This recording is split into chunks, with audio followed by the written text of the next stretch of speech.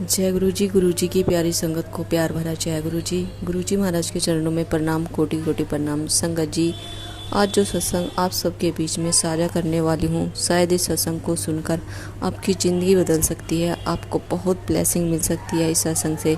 तो सत्संग को संगत जी अंत तक सुनना। फिजिकल फॉर्म में जब गुरु जी महाराज इन संगत आंटी के साथ थे, इनकी लाइफ में कितने बड़े बड़े चमत्कार हुए हैं, सुनकर आपके भी रोंगटे खड़े हो जाएंगे। जब मैंने ये सत्संग सुना, वाकई में मेरे रोंगटे खड़े हो गए। तो आप इस सत्संग को अंत तक सुने, ज़्यादा से ज़्यादा सत्संग को शेयर भी करें। हमारे गुरुजी महाराज ने कितना ब्लेस किया है इनको, और जो गुरुजी महाराज पर विश्वास नहीं करते उनको गुरुजी महाराज कैसे अपने दर्शन कराते हैं, वो आप सत्संग में आज सुनेंगे और आपको बहुत ब्लेस करेंगे हमारे गुरुजी महाराज। तो संगत जी, मुझसे कुछ गलती हो गई हो या आंटी जी से कुछ गलती हो गई सत्संग शेयर करने में, प्लीज़ क्षमा करें। अभी सत्संग साझा करेंगे, उससे पहले गुरुजी महाराज का मंत्र जाप करेंगे। ओम नमः शिवाय शिव जी सदा साय, ओम नमः शिवाय गुरु जी सदा साय, ओम नमः शिवाय शिव जी सदा साय, ओम नमः शिवाय गुरु जी सदा साय। संगत जी, ज़्यादा से ज़्यादा सत्संग शेयर करें, चैनल को सब्सक्राइब भी करें। जय गुरु जी।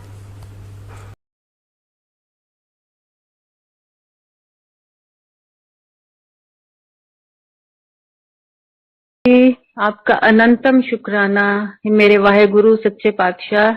आपने मेरे को इस लायक समझा कि मैं आपकी महिमा का गुणगान कर सकूं। बहुत बहुत शुक्र है मेरे मालिक, बहुत बहुत शुक्र है। इसके साथ ही बंटी अंकल और कुणाल अंकल, जिनके दिल में गुरुजी ने रहम डाला और बोला होगा कि मेरे द्वारा उनकी महिमा गाई जाए, बहुत बहुत शुक्राना, बहुत बहुत। इसके साथ ही टीम में बाकी सदस्य जो भी जितना भी सेवा कर रहे हैं, उनका भी हृदय से मैं शुक्राना करती हूँ। जय गुरु जी। मैं गुरु जी से 94 में मिली थी पहली बार। वो मेरी तरफ से पहली बार थी। मैं ये कहूंगी कि वो मेरा जन्म हुआ था, रूहानियत जन्म 94 में। और इस तरह गुरुजी के साथ आज तक ये जर्नी चल रही है और मेरे परमात्मा से यही गुजारिश है कि जन्मों जन्मों तक अपने साथ रखे। इतना रहम दिल मेरा वाहिगुरु, और धरती पे आके उसने हमारा हाथ पकड़ा। इससे ज्यादा लकी और कौन हो सकता है कि जब भगवान ने धरती पे जन्म लिया, धरती पे आए और हमने इंसानी रूप में इन आंखों से उनको देखा, उनको छुआ। लकी हूं। मेरे को गुमान होता है इस बात पे, सच में होता है। सब कहते हैं कि गुरुजी नई पुरानी संगत में कोई फर्क नहीं है, इसमें कोई शक नहीं है, कोई फर्क नहीं है।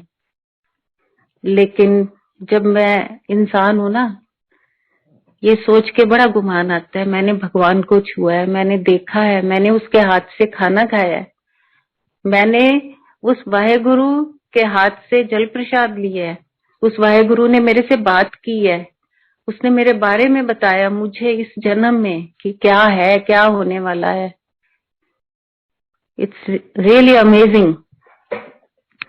ये मैं 94 में जब पहली बार गुरुजी को देखा, मिली, मुझे लगा वाह क्या बात है, बड़ा वीआईपी बंदा है यार ये तो। ऐसे ही लगते थे गुरुजी। अरे वो कोई आम इंसान तो थे ही नहीं। अब मैं तो उस टाइम में क्या थी, बच्चा थी। एक अगर बच्चे की समझ में सिर्फ ये देख के आ रहा है ये तो वीआईपी है, क्या नूरानी चेहरा है, क्या कपड़े पहनते हैं, महाराजा, राजन के राजा, महाराजन के महाराजा, ये तो समझ अब आती है ना। लेकिन उस टाइम भी जो भगवान का जो चमत्कारी एक चेहरा, नूरानी चेहरा, और उसका जो अस्तित्व किसी को भी मोह ले, उसमें वो शक्ति थी जो अगर हमें समझ नहीं आई वो अलग बात है, उस टाइम नहीं आई, लेकिन उसका जो एक मोहक रूप, एक चांदनी जैसा उसका चेहरा जो हम खुली आंखों से देख भी नहीं पाते थे। तो मेरे लिए तो तब यही था कि ये कोई बहुत बड़े संत हैं जिनके पास बहुत बड़े बड़े लोग आते हैं, वीआईपीज, सारे वीआईपीज थे गुरुजी के आसपास, जितना तब मैंने देखा। बहुत ज्यादा लोगों को मैं नहीं जानती कि और कौन आते थे, लेकिन ये गुरुजी के आसपास सब ऐसे लोग होते थे। और नेचुरली ऐसे ही हैं गुरु जी, तो मन में भी आता था बड़े वीआईपी हैं, और मन में एक इच्छा भी होती थी कि अच्छा फिर जाएं अगर छुट्टी हो स्कूल की या कॉलेज की। तो इस तरह गुरु जी को जब मैंने पहली बार देखा तब तो मेरे मन में सिर्फ इतना था, बहुत अट्रैक्टिव गुरु हैं, क्योंकि संत महात्मा एक और तरह के होते हैं। ये भगवान था, इसने तो किसी को भी मोह लेना था, तो मैं भी उनमें से एक थी। इस तरह धीरे धीरे गुरु जी के साथ मिलना हुआ, रूहानी जिंदगी स्टार्ट हुई। जिस जिस घर में मेरी शादी हुई है, मैं मेरे फादर इन लॉ वो पहले जाते थे गुरुजी के पास, तो मेरी एंगेजमेंट जब डिक्लेयर हुई तो गुरुजी ने उनको बोला कि मुझे तू ना उस लड़की को बुला मेरे पास। तब जलंधर में थे गुरुजी, तो मैं चंडीगढ़ पढ़ती थी, तो मेरे को कॉल आई कि आप आ जाओ जलंधर में, हमारे गुरुजी हैं, मिलना है। मैंने वहां से अपने वीकेंड देखा और मैंने कहा मैं वीकेंड पे आ सकती हूँ, तो मैं गई वहां पे, गुरुजी से मिले। गुरुजी ने जाते ही बोला हाँ कुड़ी चंगी है, हाँ। और अच्छा, मेरे फादर इन लॉ को बोलते थे डॉक्टर, उनका नाम था डॉक्टर रविकांत शर्मा। तो डॉक्टर तेरे मुंडे ने आ वधिया कम किता है, बस कम बोलते थे पर एकदम बोल जाते थे। तो चंगी कुड़ी है, दो दो बार बोले चंगी कुड़ी है, हाँ। तो फिर उसके बाद बस हमने लंगर प्रसाद किया, आ गए।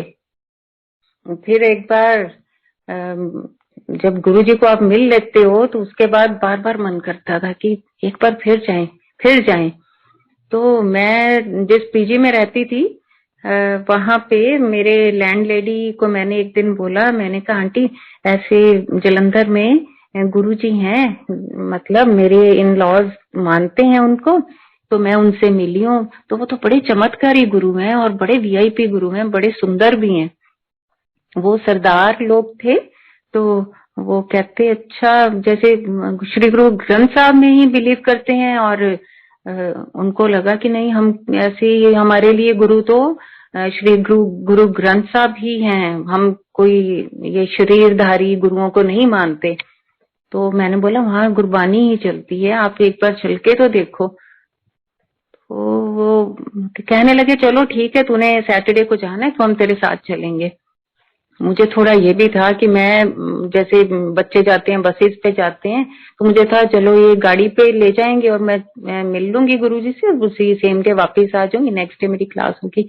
और वो आंटी को अंकल को बोला होगा कि सुबह 7 बजे हमने निकलना है जलंधर के लिए, ऐसे सोनिया बोल रही है कि उनके बड़े चमत्कारी कोई गुरु हैं जलंधर में रहते हैं। तो वो कहते तू किसकी बातों में आ गई ये बच्चे की, हर बच्चे को कोई भी गुरु ऐसा हो ऐसे ही लगता है चमत्कारी है, और तू हाँ भर दी। तो उन दोनों की आपस में इस बात पे कोई लड़ाई लुड़ी होगी। तो एनीवेज हम वो लड़ लुड़ के हम वहां से थोड़ा लेट चंडीगढ़ से स्टार्ट किया जलंधर के लिए।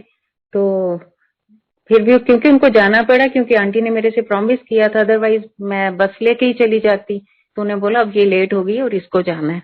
फिर हम लोग चले वहां से, जैसे गुरुजी के पास जलंधर में पहुंचे, अभी एंटर ही कर रहे थे, गुरुजी कहते कि मैं आंटी अंकल लड़के आए हो हैं, तुस तो सवेरे 7 बजे निकलना सी कि मैं 12 बजे आते, लड़िया ना करो। तो वो मेरे मुंह को दिखे कि शायद ना मैंने कहा मैं तो आपके साथ ही एंटर कर रही हूँ, ऐसा नहीं है, इनको सब पता होता है जो भी ये बोलते हैं।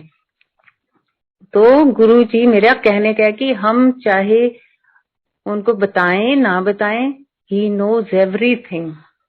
वो अपने हर जीव जंतु कीड़ा मकोड़ा, हम तो इंसान है ना, हर जर्रे जर्रे का सब कुछ जानते हैं, सब कुछ जानते हैं, पहले क्या हुआ, क्या हो रहा है और क्या होने वाला है, 3 लोक का स्वामी है वो। बस धन्य है कि हमारे जीवन में गुरुजी आए और हमने उनको पहचाना कि वो भगवान है, सबसे बड़ी बात ये है। इसी तरह गुरुजी ने बोला कि चलो लंगर खाओ ते चलो वापस, कुड़ी दा कॉलेज है कल। फिर मुझे भी लगा कि इनको कैसे पता कि हमने आज ही वापस जाना है, उनको तो मैं समझा रही हूँ कि नहीं ये सब जानते हैं। और जब गुरुजी ने ये बोला, ऐसे ही है, हम बड़े मूर्ख इंसान हैं। इस तरह हम वहां से आए जी वापस, और गुरुजी ने फिर बुलाया। मेरे तब would be father in law उनको बुलाया हुआ था, और उधर से फिर मुझे मैसेज गया कि आप भी आओ। मैं फिर वहां से जलंधर गई तो गुरुजी कहते हुण इन्हां दे ना ब्याह दी डेट फिक्स कर दो। तो मेरे फादर इन लॉ ने बोला कि नहीं अभी नहीं, अभी ये भी पढ़ रही है, अभी इसकी भी ग्रेजुएशन पूरी हो जाए, लड़का भी पढ़ रहा है, तो अभी 1-2 साल रुकेंगे, एज भी नहीं थी। तो गुरुजी ने बोला नहीं 31 अगस्त दी मैं इन्हां दी फिक्स करती है और इन्हां दा ब्याह फिक्स करता है, करो तुसी। तो मेरे फादर इन लॉ वो एस्ट्रोलॉजर भी थे, उनको बहुत पैशन था कुंडलियां देखने का, ये सब करने का। जब उन्होंने वो देखा कहते ये तो श्राद्ध है गुरुजी, गुरुजी श्राद्धां च कौन ब्याह करता है? गुरुजी कहंदे जे मैं डेट फिक्स करती ना उत्थे श्राद्ध नराते सब कुछ नहीं हुंदा, बस वही है डेट, करो ब्याह।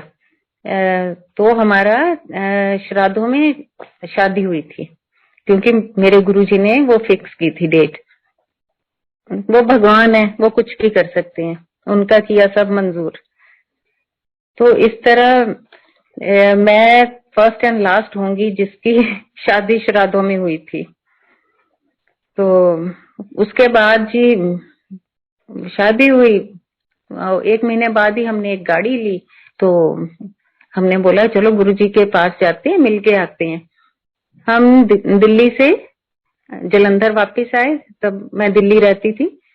तो गुरुजी ने जाते ही कुछ नहीं बोला, हमने उनको जाते ही कहते क्यों मैनू मिलन आए हो कि अपनी गड्डी दिखान आए हो? तो सब स्माइल आ गई मुंह पे कि आप तो जानी जानो, आपको क्या दिखाना, और आपकी दी हुई चीजें हैं, आपको ही क्या दिखानी, आपका तो शुक्राना करने आए हैं। तो बस चाय प्रसाद लिया। गुरुजी ने बोला आज तुसी नहीं जाना दिल्ली वापस।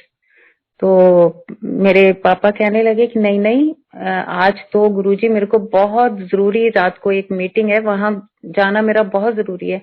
तो गुरुजी कहते नहीं नहीं आज नहीं जाना, आज तुसी इत्थे रुको जलंधर, कल चले जाओ। तो फिर भी पापा कहते नहीं गुरुजी मैं ऐसे करता हूँ, मैं 1-2 दिन बाद दोबारा आपके पास आ जाऊंगा और आज मेरे को जाना ही जाना है। तो गुरुजी कहते चंगा, फिर महापुरुष तो 3 बार गल कहते हैं, मैं मुड़ के नहीं कहना तेनू, जाओ जाओ चलो चलो चलो चलो। ऐसे ही गुरुजी ऐसे ही करते थे। जैसे ही हम बाहर निकले तो गाड़ी के ऊपर बहुत बड़ा पेड़ था, वो गिरा हुआ था, अंधेरी आई हुई थी। तो इतना बड़ा पेड़ गाड़ी की छत के ऊपर ही पड़ा। हम जैसे ही बाहर निकले तो हमने कहा हो ये तो अभी तो गाड़ी ली है और ऊपर पेड़ भी गिर गया। और जब आके पास देखा तो गाड़ी को एक स्क्रैच भी नहीं था, नहीं तो इतनी छत के ऊपर पेड़ है तो डेंट पड़ के वो नीचे भी जा सकती थी। तो इमीडिएटली हम लोग पीछे वापस गुरुजी के पास गए। तो गुरुजी कहते कि मैं फिर जाना है आज? तो वो तो सब कुछ जानते हैं, वो क्या नहीं जानते। तो फिर माफी मांगी गुरुजी से। गुरुजी कहते कि अगर यही आप सड़क पे उतर जाते ना तो आप में से किसी ने नहीं बचना था। तो गुरुजी कैसे कष्ट काटते हैं, सबको कैसे बचाते हैं। एक हम लोग हैं इंसान कि जो उनकी कई बात की समझ ही नहीं करते हैं कि वो उनके कहने का क्या मतलब है, और हमें लगता है कि नहीं बस जो हम कह रहे हैं बस वो हमारे काम ज्यादा जरूरी हैं। तो ये है मेरे गुरुजी। गुरुजी जब हम उसके बाद चंडीगढ़ शिफ्ट हो गए थे, जलंधर के बाद चंडीगढ़, फिर वहां से हम लोग गुरुजी को चंडीगढ़ भी मिलने जाते थे। तो फिर वो कहते थे कि भाई हुन तुसी दिल्ली तो ना ज्यादा ना आया करो। उन्होंने जिसको नहीं बुलाना होता था तो कह देते थे कि नहीं हुन तुसी नहीं आना। तो उसके बाद फिर वो एम्पायर स्टेट, फिर उससे पहले वो साउथ दिल्ली शिफ्ट हुए थे गुरुजी, फिर हम वहां जाते थे। फिर उसके बाद एम्पायर स्टेट गुरुजी शिफ्ट हो गए, वहां हम नोएडा शिफ्ट हो गए थे। नोएडा से एम्पायर स्टेट तकरीबन रोज जाते थे गुरुजी के पास। तो मेरी नई शादी हुई थी तो वहां जब जाते थे, शबद कीर्तन चलता, सुनते, गुरुजी को निहारते। एज अ यंग गर्ल मेरा ध्यान गुरुजी की ड्रेसेस में होता था कि आज क्या पहना होगा, क्या एम्ब्रॉयडरी होगी, क्या सिल्क होगी। ज्यादा इन चीजों में ध्यान था मेरा, और आज भी होता है। गुरुजी को पता है ये बात। तो जब भी जाना, गुरुजी ने अच्छे से अच्छे वो पहने होते, मेरे को लगता था कहाँ से बनवाते हैं गुरुजी, इतना सुंदर डिजाइनर कौन है गुरुजी का। फिर एक दिन गुरुजी ने बोला, मैं तब जैसे ड्रेसेस और जीन्स वगैरह ही पहनती थी, मैं नहीं कुछ और पहनती थी, ट्रेडिशनल कपड़े नहीं पहनती थी ज्यादा। तो एक दिन गुरुजी वहां सत्संग में बैठ के कहते, भाई सारे ना सोने सोने तैयार होके आया करो, है सच के आया करो तुसी सारे ना। अब मुझे इस चीज की, जो जिस वे से मैंने लिया, मैंने तो वही अपने हिसाब से लिया है। ਤੁਹਾਡਾ खसम मैं यहाँ, अब तुसी मेरे वास्ते सजना है, ते मेरे को लैन वधिया वधिया बन के आया करो। मेरे माइंड में वो बात, मैंने कहा मैं तो आती हूँ ड्रेसेस पहन के, जीन्स पहन के, दैट मीन्स कि ये वधिया तैयार होना नहीं है। और मेरे को ना बड़ा वो फील हुआ कि मैं ऐसे क्यों आती हूँ, हालांकि वहां और भी बहुत सारे लड़कियां ऐसे ही आती थी, पर मुझे लगा कि शायद गुरुजी ने मुझे बोला। अगले दिन जब हमने आना था, मैंने अपनी साड़ी सूड़ी हैवी तैयार कर ली कि मुझे तो सज के जाना है, गुरुजी ने बोला है। तो मैंने अपने सेट और हैवी साड़ी, अपना पूरा मेकअप फुल किया, और जब वहां पहुंचे एम्पायर स्टेट, मैं वो सीढ़ियां उतर के अभी खड़ी थी, तो मुझे लगा कि बाकी सारे तो नॉर्मल से हैं, कि मैं ही क्यों ऐसे आज। इतने में मैंने देखा गुरुजी मेरे सामने ही खड़े हैं। मैं सोच रही थी, और गुरुजी कहाँ कब प्रकट हो जाते थे हम इंसान सोच भी नहीं सकते। और कहते किवें, और हंसने लग गए। मेरे को लगा गुरुजी तो मेरा मजाक उड़ा रहे हैं, क्योंकि बाकी लोग तो नॉर्मल सारे तैयार हैं और एक मैं ही हूँ, तो इतना वो करके आ गई हूँ पार्टी में जैसे जाना होता है। तो मेरे को ना बड़ी शर्म आई, मैंने ना आंखें नीचे कर ली, और मेरे को लगा आज तो भाई बेइज्जती होगी मेरी। फिर गुरुजी ने बोला चंगी लगती है, सोनी लगती है। फिर मेरे को लगा नहीं, अब मुझे हौसला होगा कि ऐसी कोई बात नहीं है, पर मुझे फिर भी ऑकवर्ड लग रहा था कि इतने सारे लोग ऐसे आए और मैं ऐसे आई हूँ। तो उसका मतलब गुरुजी ने फिर बताया उसी दिन, और कमलियो तुसी समझते नहीं हो, मेरा मतलब है नहा धो के तैयार होके साफ कपड़े पा के आया करो। होंगे कुछ लोग, आई डोंट नो, कि हम भी शायद उनमें से एक हो सकते हैं, कि चंगे चंगे बन के आया करो। तो गुरुजी ऐसे थे, गुरुजी समझाना चाहते थे हर किसी को। अब भगवान की कही को, कथनी को हम कैसे करते हैं, कैसे लेते हैं, वो तो हमारा और है ना, कि हम कैसे ले रहे हैं उस चीज को। तब गुरुजी आए, वहां खड़े हुए थे, तो मैं ना पिलर के पास खड़ी थी, मेरे पास आके कहते एवे है मेरी भतीजी है। मैंने कहा हाँ जी गुरुजी। तब वो वहां अक्सर आई होती थी। तो मैं चाहना कि तेरा भरा हैगा, मैं कहा हाँ जी है, आपो एदा विआह ओदे नाल ना कर दिए। मैंने कहा नहीं गुरुजी, नहीं। मेरे, हालांकि मुझे कोई क्या पता था रिश्तों का, पर फिर भी मुझे लगा कि लड़की बहुत अच्छी है, उस मतलब he is not like for her. मैं कहा नहीं गुरुजी, अब कोई और देखांगे। फिर गुरुजी बड़े खुश हुए, और मेरे पेरेंट्स इन लॉ को बोलते कुड़ी देखो, नहीं तो कोई और हुंदी। इन्होंने कहना सी हाँ जी ठीक है, कहते इन्हें सही गल कीती है कि नहीं गुरुजी आपा कोई होर लभांगे। अच्छा फिर ध्यान च रखी, मेरे को कहते। मेरे को शर्म आए कि मैं कैसे ध्यान में रख सकती हूँ ना, कि रिश्ता कराना और ये सब बातें। मैंने कहा हाँ जी गुरुजी, कोई अच्छा सा होगा ना मैं जरूर बताऊंगी। तो गुरुजी को ये बात अच्छी लगी होगी, तो तब इसीलिए उनको बता रहे थे, देखा इन्हें ऐ कहा मैनू। मतलब वो इतने बड़े होके भी औरों को बड़ा कर देते थे, शो करते थे कि ये देखो मैं तो कुछ नहीं कहा, इसने कहा है। हालांकि सारा जादू उसी का ही था, कि वो ही कहलवाता है, वो ही बुलवाता है, वो ही सारा कुछ करता है। आज अगर हम गुरु जी की महिमा गा रहे हैं तो इसमें मैं कुछ नहीं हूँ, ये उसी की कृपा है, ये उसी की अपरंपार महिमा को गाना कोई छोटी बात नहीं है, बहुत बड़ा दिन है। मेरे लिए तो आज दिवाली है। जिस दिन गुरु जी का सत्संग हो, जिस दिन गुरु जी का महिमा सुनने को मिले, गाने को मिले, मेरे लिए वही त्योहार है। आज भी मेरे लिए दिवाली है, क्योंकि गुरु जी की महिमा गाने का मुझे मौका मिला, जो हम गा ही नहीं पाएंगे, सारी उम्र भी लग जाए तब भी नहीं कुछ कर पाएंगे। उसने हमारे लिए हर पल हर वक्त इतना कुछ करते हैं, हम क्या करते हैं उसके लिए? हम तो 24 घंटे में कितने घंटे याद कर पाते हैं? नहीं कर पाते। हमारे अंदर इतना बल ही नहीं है कि हम उस खुदा को हर वक्त याद कर सकें।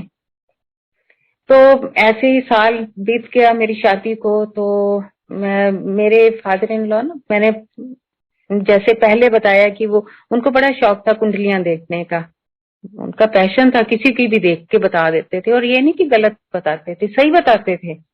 ये भी चलो जो नंबर हैं, भगवान ने ये सारी गणित कलाएं वॉट सारी विद्या है उसी की क्रिएट की हुई है, तो उसमें से ये भी कोई एक है जो उनको शौक था। तो वो मेरी कुंडली देख के कहते कि भाई तेरे तो बच्चा नहीं हो सकता, मतलब सबके सामने शरेआम बोलते थे भी इसके कुंडली में ही नहीं है कि बेबी होगा। तो मुझे जैसे आम ऑर्डिनरी बच्चों को, ऑर्डिनरी लड़कियों को कहाँ समझ इतनी नहीं आती, मैं सही बता रही हूँ, जो भी इस एज के बच्चे होंगे उनको नहीं आती होगी, तो चुप रहते थे। शाम को हम जब गुरुजी के पास गए तो गुरुजी ने जाते ही पहली बात ये कही, डॉक्टर आप कुंडलियां ते पत्रियां वेखनियां बंद कर दे, कुछ भी हो सकता है। तब भी मैं यही बात बताना चाह रही हूँ कि मेरे को उस टाइम भी इन बातों की समझ नहीं आई कि घर में वो ऐसा कह रहे हैं और वहां जाते ही गुरुजी ने ये बात कह दी है कि डॉक्टर आ कुंडलियां पत्रियां ते आ जेड़े तू नग जे पीछे पे है ना, ये देने करने बंद कर। तो मुझे लगा शायद गुरुजी खुद इतने अंतर्यामी है, इसलिए उनको अच्छा नहीं लगता होगा कि कोई भी ये कुंडलियां पत्रियों में बिलीव नहीं करते थे।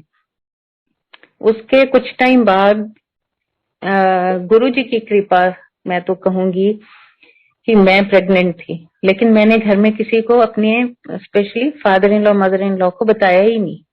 मैंने कहा हाई वो तो ये कहते हैं। मैं हमारे एंसेस्ट्रल हाउस अबोहर में है, पंजाब में है ये जगह, तो मैं यहाँ आई हुई थी अपने दादा दादी के पास, मेरे हस्बैंड के दादा दादी के पास। तो उन्होंने भी बोला कि नहीं किसी को नहीं बतानी, अभी डिस्क्लोज नहीं करना इस बात को। तो गुरुजी की कृपा से मुझे बेटा हुआ, बहुत सुंदर बच्चा जो गुरुजी का बहुत भगत है। ये बहुत लंबी एक स्टोरी है कि गुरुजी ने कैसे मुझे बच्चे से ब्लेस किया, और उसी बच्चे की वजह से हमारे कई कर्म काटे और हम लोगों की 100 गलतियां जो कभी ना माफ करने वाली होंगी उनको माफ किया, क्योंकि गुरुजी तो सब फ्यूचर सब जानते हैं। तो इस तरह गुरुजी से आते जाते थे, मिलते रहते थे। एक दिन शाम को जब हम तकरीबन रोज जाते थे, फिर गुरुजी ने बीच में से ऑल्टरनेटिव डेज पे बुलाना शुरू कर दिया। संगत बढ़ने लग गई थी कि वीरवार ही आया करो या शनिवार आया करो। तो तब हमें लगता था ओहो ये क्या हो गया। तो एक बार हम जब गए तो गुरुजी ने बोला कि चलो चलो सारे आपदे घरां नूं चलो, बस बस हो गया, चलो चलो चलो। तब ना लंगर का टाइम था और हम, गुरुजी ने जिसको भेजना होता था ना भेज देते थे। कुछ लोग होते थे जिनको कहते थे तू लंगर खा के जाई, चलो उत्ते लंगर खा लो। तो उस टाइम जैसे ही शब्द सारे वो 2 घंटे का पूरा हुआ, उसके बाद इंसानों के द्वारा गाई गई महिमा चलने लग गई। उसके बाद गुरुजी ने कहना शुरू कर दिया अभी चलो चलो। अब मुझे लगा मैं अब नया नया खाना बनाना सीखा था, घर जाके बनाना भी पड़ता था। एक ये भी था कि गुरुजी के पास जाएंगे, लंगर खा के आ जाएंगे, मेरी छुट्टी हो जाएगी। गुरुजी ने 11 बजे बोला जाओ भाई। अब मैं सोचूं गुरुजी आज तो आपने मेरे को फंसा दिया, मैं ऐसा ही था तो मैं तो आती ना, मैं तो घर बैठ के खाना बना लेती है। अब मैं सोचती सोचती अब बाहर तक गई, शूज पहने, अभी पहन के गाड़ी की तरफ जा रहे थे, पीछे से रघुबीर अंकल ने आवाज लगाई पापा को, डॉक्टर साहब तो गुरुजी बुला रहे हैं। अब मुझे पहले तो लगा शायद पापा कोई बुला रहे होंगे, कोई बात करनी होगी। इतने में सारे आ जाओ सारे आ जाओ। मैं कहे रब्बा तेरा शुक्र है, तू तो लंगर करा के ही भेजेगा। हाय हाय तूने कैसे सुन ली मेरी बात। तब इतनी बातें भी लगता थी ना कि कैसे सुन लेते हैं ना, है ना, इतना सुंदर जो खुद बच्चे जैसी शक्ल, खुद नूरानी चेहरा, भोला भाला। मुझे तो गुरुजी हमेशा भोले लगते थे। अब पता चला कि वो तो भोले शिव हैं। उस टाइम नहीं मुझे पता था कि ये भोले शिव हैं, लेकिन मुझे चेहरा भोला लगता था उनका हमेशा। और फिर मैं जब गई तो गुरुजी हंस के कहने लगे, चंगा भाई लंगर खा के ही जायो, तानू मैं तंग नहीं करता। ओ मैंने कहा हे रब्बा, गुरुजी आप तो सारा कुछ ही सुनते हो। फिर हम गए, लंगर खाया, लंगर खा के फिर मैंने शुक्र किया, गुरुजी शुक्र है आज तो रोटियां बनाने तो बचा लिया तुसी मैनू। ऐसे ही गुरुजी का और बहुत सारे ऐसे सत्संग है, बहुत सारे। क्या क्या गुरुजी के गुणगान करें, क्या क्या गुरुजी के बारे में मैं बताऊं। गुरुजी जलंधर में थे एक बार, मैं ये मिस कर गई एक सत्संग बीच में से, तो मैं तब शादी नहीं हुई थी और हम सारी फैमिली वैसे ही गुरुजी को मिलने गए हुए थे। तो गुरुजी मेरे को कहते इधर आ, मैंने कहा हाँ जी गुरुजी। कहते तेनू चाह बनानी आंदी है? मैं क्या गुरुजी नहीं है। चंगा फिर तू ऐ कर, अद्धा दुध अद्धा पानी ते पत्ती ते खंड चंगी तरह पा के उत्तों पा दी कुट के इलायची, छोटी इलायची पाई। मैं क्या अच्छा जी गुरुजी है। अब गुरुजी के लिए एक कप बनाना था, मैंने किचन में गई, मैंने गुरुजी के लिए चाय बनाई और लाके गुरुजी को दी। गुरुजी ने सिप लिया और फिर कहते चंगी बनाई ये चाह तो तू होने ऐ कर सारी संगत वास्ते बना दे। अब मैं तो पजल होगी, मैंने कहा एक कप के लिए तो ठीक था कि अद्धा अद्धा करके, अद्धा कप पानी अद्धा ये वो, अब सारी संगत के लिए मैं कैसे बना दूंगी चाय। मैं ना जैसे हाथ पैर से कांपने लगे। मैंने कहा मैं क्या करूं, है ना गुरुजी सोचेंगे बड़ी बेवकूफ है, इसको चाय भी नहीं बनानी आती। फिर मैं गई, मैंने संगत जी सारी संगत के लिए गुरुजी की कृपा से चाय बनाई और गुरुजी की ऐसी कृपा है आज भी सत्संग होता है तो ये सेवा अपने आप ही लगती है मेरे लिए कि सोनिया चाय बनाएगी। तो मैं बहुत ब्लेस्ड फील करती हूँ कि गुरुजी ने मेरे को ये सेवा दी। कोई भी सेवा दे, कोई भी सेवा छोटी नहीं है, बस लगनी चाहिए, कहीं भी लगनी चाहिए। कोई सत्संग छोटा नहीं होता, जहां भी सत्संग हो रहा है वो जगह छोटी नहीं होती और गुरुजी का सत्संग होना बहुत बड़ी बात है।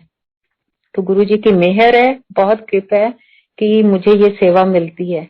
आई विश कि बड़ा मंदिर तो हमारे लिए तीर्थ है कि कभी मेरी वहां भी सेवा लगे और गुरुजी ये मुझे इस बात के लिए ब्लेस करें कि मैं वहां भी बनाऊं संगत के लिए चाय प्रसाद, लंगर प्रसाद, कोई भी सेवा मिले वहां। गुरुजी से रिक्वेस्ट है मेरी। तो इस तरह गुरुजी ने मेरे को चाय बनानी सिखाई जो और फिर एक दिन गुरुजी बैठे वहीं पे तो मेरे को आगे बुला लिया गुरुजी ने, इधर आई इत्थे बैठ जा तू। मैनू पूछे तेरा नाम की है? मैं क्या गुरुजी मेरा नाम सोनिया है। सोनी हाँ? मैंने कहा नहीं गुरुजी सोनी हाँ नहीं है, मेरा नाम सोनिया। अच्छा सोनी हाँ। मैंने कहा गुरुजी सोनी हाँ नहीं है, नाम मेरा सोनी है। आहो क्या था दिता सोनी हाँ।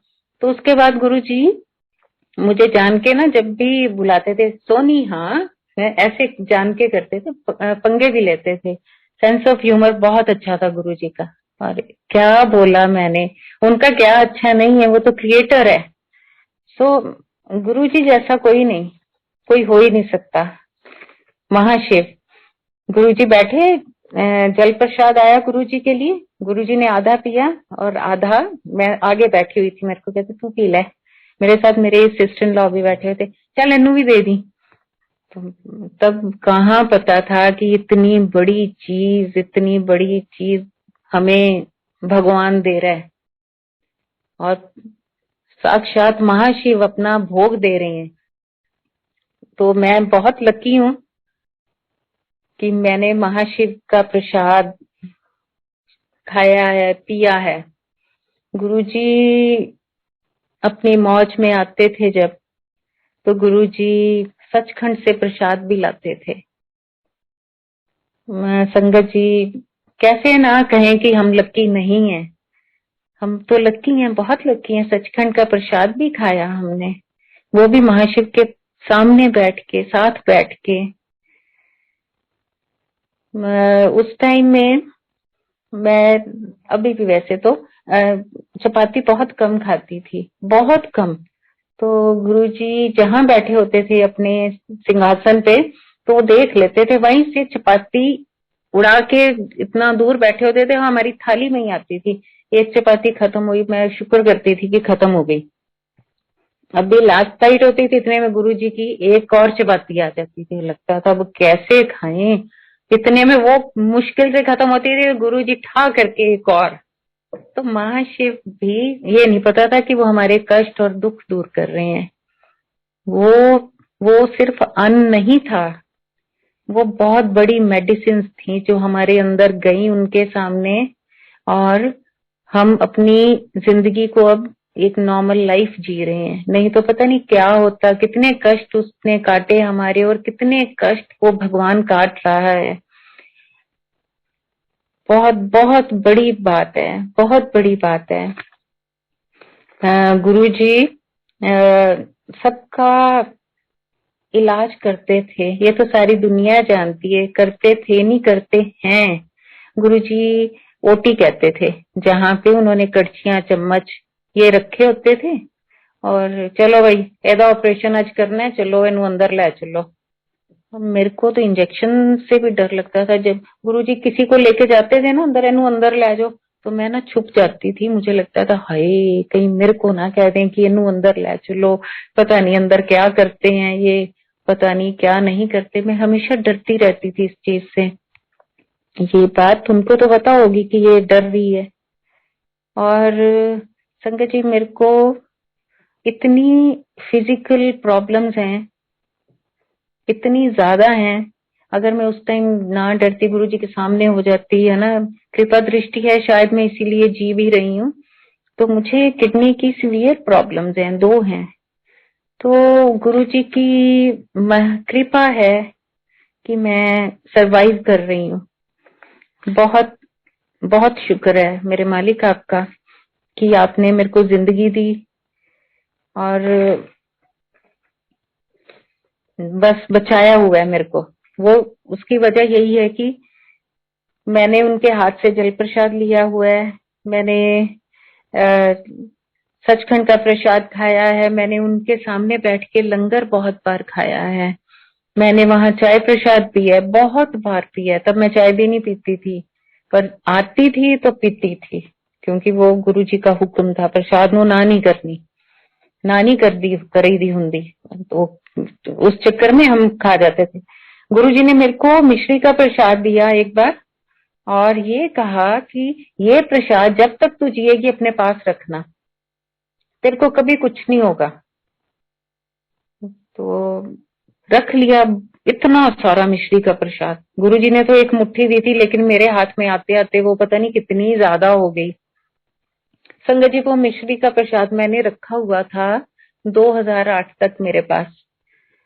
इन बिटवीन कोई भाई जी आए घर में, तो आग सफेद कपड़ों में थे, उन्होंने आके बोला बीबी तेरे ना अलमारी च ना एक मिश्री का प्रसाद पे है, वो मैनू कट के दे दे। और मेरे को लगे कि इनको कैसे पता, वो तो सिर्फ मेरे को पता है कि मेरे पास गुरुजी का दिया मिश्री का प्रसाद है।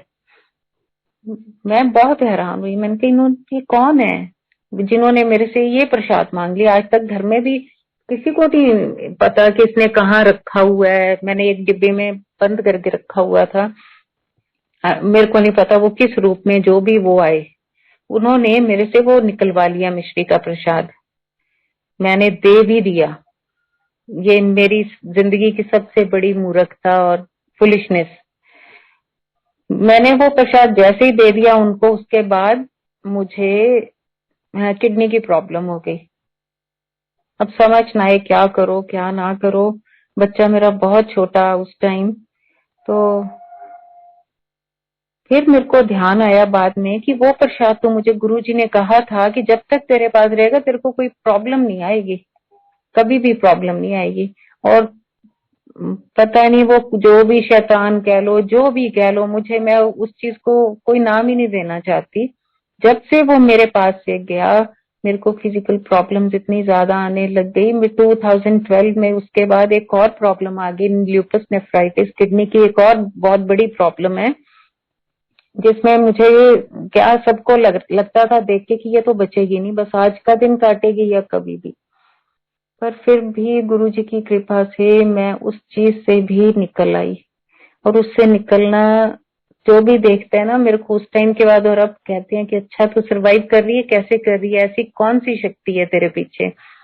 संगत जी, पीजीआई चंडीगढ़ से मेरा ट्रीटमेंट चलता है और मेरी पीछे बहुत सारी कीमोस भी होती रही हैं, क्योंकि जब ड्रग काम नहीं करती आपकी बॉडी पे तो फिर आपको कीमो करवानी पड़ती है।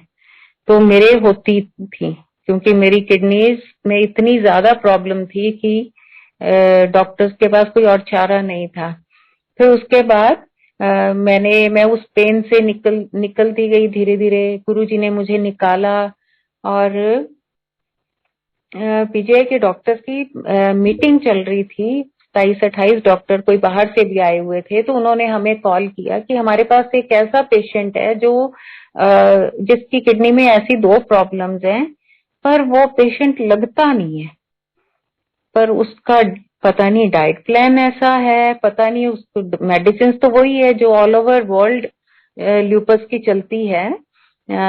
और इतने हेवी स्टीरॉइड्स हैं, कीमोज हैं, तो आधे से ज्यादा तो शक्ल ही बदल जाती है इतनी हेवी मेडिसिन पे जब आप होते हो, जो लाइफ सेविंग ड्रग पे हो।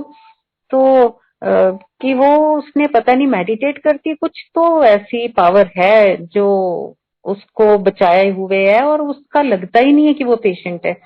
तो तब हम वहां गए, डॉक्टर्स के कॉन्फ्रेंस हॉल में एंटर किए, उन्होंने बुलाया हुआ था। तो मैं जब एंटर की तो मेरे को डॉक्टर्स कहते पेशेंट को अंदर ले आओ। मैंने उनको बोला मैं ही पेशेंट हूँ। तो वो सब लोग इतने हैरान हुए। गुरुजी की ग्रेस है, गुरुजी हमेशा साथ रहना, हमेशा। तो वो देख के हैरान थे कि ये पेशेंट है। मुझे बहुत सारे लोग कहते हैं कोई तो ऐसी शक्ति है तेरे साथ जो तू एक नॉर्मल लाइफ लीड कर रही है, लेकिन इतनी बड़ी प्रॉब्लम्स हैं तेरे को। तो मैं सबको कहना चाहूंगी ये मेरे गुरुजी हैं जो हर वक्त मेरे साथ हैं। मैं फिर कहती हूँ मैं बहुत ब्लेस्ड हूँ, बहुत ब्लेस्ड हूँ। संगत जी, ये सब तो गुरुजी की महिमा, ये सब गुरुजी की ब्लेसिंग्स। लेकिन मैंने अपने कर्म नहीं बताए ना कि हमने क्या किए हैं। इतना भगवान जो हमारे साथ हमेशा से रहा, उसकी ब्लेसिंग हमारे कर्मों के बावजूद भी वो हमारे साथ रहा। मेरे फादर इन लॉ, ये 2001 की बात है। गुरुजी ने उनको बोला कि डॉक्टर तू मेरे नाल रहेगा, तू घर नहीं जाना। तो पापा बोलते ठीक है गुरुजी, मैं आपके साथ रहूंगा। तो कहते हैं कि तू बस आपके कपड़ा समान जो भी है ना तू ले आ, इत्थे ले आ। तो उन्होंने पूछा गुरुजी किन्ने टाइम वास्ते मैं ले आवा? 10 दिन, 20 दिन, 1 महीना? कहते नहीं मैनू पता, बस तू आपदा ना बोरिया बिस्तर बन के हुणे इत्थे आ जा। तो घर आए, तब हम दिल्ली रहते थे, तो कहते भी एवं मैनू तो गुरुजी ने कहा कि तुसी मेरे नाल रहो। तो मम्मी सोचने लगे कि चलो कोई बात नहीं, आप गुरुजी के साथ रहो, पर कितने टाइम के लिए रहोगे? पीछे से जैसे हम बच्चे ही थे, तो वो उनको लगा कि मैं अकेली कैसे सब देखूंगी। तो वो कहते मुझे नहीं पता, मुझे बस गुरुजी ने इतना बोला है कि तू आ जा बस अपना सामान लेके। तो संगत जी, वो गुरुजी के साथ साल 1.5 साल के करीब बिल्कुल साथ ही रहे थे। एक ही रूम में, गुरुजी अपने ही रूम में रखते थे उनको।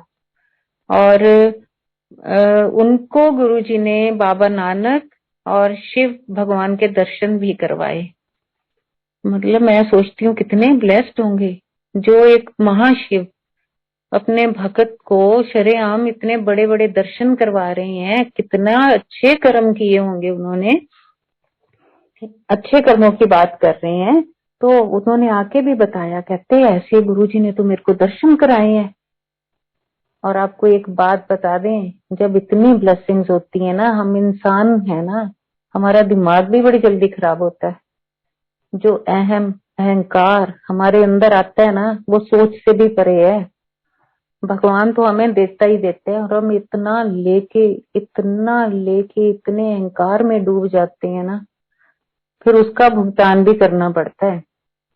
ये एक मैसेज है सबके लिए कि वो जब देता है ना, तो डाउन टू अर्थ रहना चाहिए उसको। जब उसका हमेशा शुक्राना करते रहो, हे भगवान तूने मुझे दिया और मुझे भी आगे देने वाला बना दे। हे भगवान मेरे अंदर रहम भर दे, तरस भर दे, मैं किसी का दुख ना देख सकूं, मेरे को ऐसा बना। लेकिन नहीं जी, भगवान जब आपको देता है तो छप्पड़ फाड़ के देता है, आपको समेटना ही नहीं आता। हम इंसान है, हमें नहीं समेटना आता। हम कह देंगे नहीं नहीं, ले मैं तो बहुत अच्छा हूँ, मैं तो बहुत डाउन टू अर्थ हूँ, मैं तो किसी पे भी रहम तरस ये सब करता हूँ। पर नहीं संगत जी, हम इंसान ना बहुत ढीठ चीज है। तो ऐसे ही जी गुरु जी ने बहुत कृपा की हुई थी, बहुत रहम हमारे पे, हम बहुत ब्लेसिंग्स बरसाई। क्या हुआ, किसी बात पे गुरुजी ने सेवादार जी को बोला होगा कि डॉक्टर को हुन ना वो आपके घर चला जाए। तो पापा गुरुजी के पास गए और उन्होंने बोला गुरुजी इन्ने महीने तो मैं तुहानू कहना कि गुरुजी मैनू इजाजत दे दो, छुट्टी दे दो, मैं घर चला जाए एक बार। हाँ, और तुसी मैनू उदों नहीं कहा कि हाँ डॉक्टर तू जा। अज तुसी मैनू आप कह देंदे कि हुन डॉक्टर तू जा, तुसी मैनू एक सेवादार तो कवाता। वो घमंड आ गया था, और कोई बात नहीं कि हमें लगने लग गया था भगवान हमने खरीद लिया है ना। जैसे हम किसी भी चीज को, जैसे इंसानों के साथ हो जाता है तो हम फिर आप से तू करके बात करनी शुरू कर देते हैं, हम लिबर्टी लेनी शुरू कर देते हैं। ये नहीं पता वो भगवान था महाशिव, और उनको जाके कहते आप खुद क्यों नहीं कहा कि गुरु जी हंसने लग गए, कुछ नहीं बोले। जैसे अपन किसी दोस्त के साथ नहीं गुस्सा करते हैं, बोलते हैं, ऐसे वो बोलने लग गए। मैं इसलिए नहीं कि हाँ वो इस दुनिया में मेरे फादर हैं, पर हैं तो इंसान ना। मैं सबको ये बातें बताना चाहती हूँ कि घमंड और ऐसी चीजें नहीं करनी। भगवान ये दाता है, ये हमें बहुत देता है, लेकिन हम इसको सब कुछ पा लेने के बाद हमने घमंड नहीं करना, हमने किसी भी चीज को लाइटली नहीं लेना। गुरु जी कहते थे ना, एवे ना मन्यो, एवे ना समझ लो कि एवे ही है चीज, ये कुछ भी एवे नहीं है। ये बहुत बड़ी कृपा है, और अगर वो हमें देता है ना तो हमें शुक्राना के अलावा और सिर झुकाने के अलावा कुछ नहीं करना है। ये कह के वो जी गुस्सा होके गुरु जी से वापिस आ गए, और घर आके भी की है एवं गुरु जी ने मैनू आप नहीं कहा, मैनू किसी और तो को आता इन्नी देर दा मैं रह रहा सी गुरु जी नाल, मैनू कह सकते सी।